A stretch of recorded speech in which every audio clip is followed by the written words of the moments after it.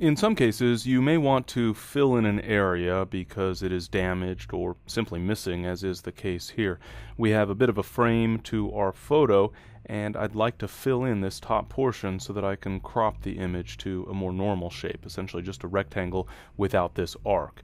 So I'm going to start off by creating a selection. I'll use the polygonal lasso tool, and I'll simply create a selection comprised of straight lines that includes the top portion of the photo. So I'll go around this arc and then around the top portion of the photo, and I'll close off that selection so that I have the top portion here included in that selection.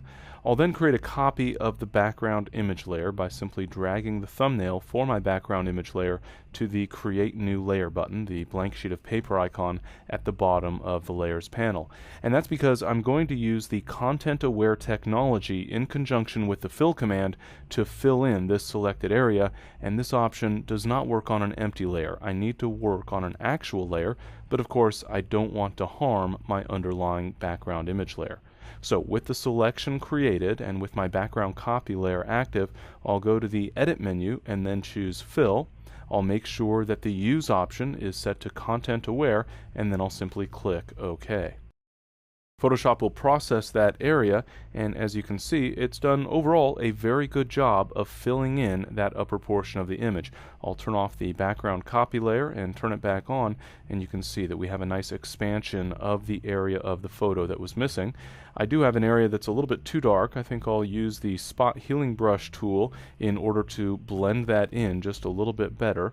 I'll simply paint over that portion of the photo and have Photoshop blend away that area into that background.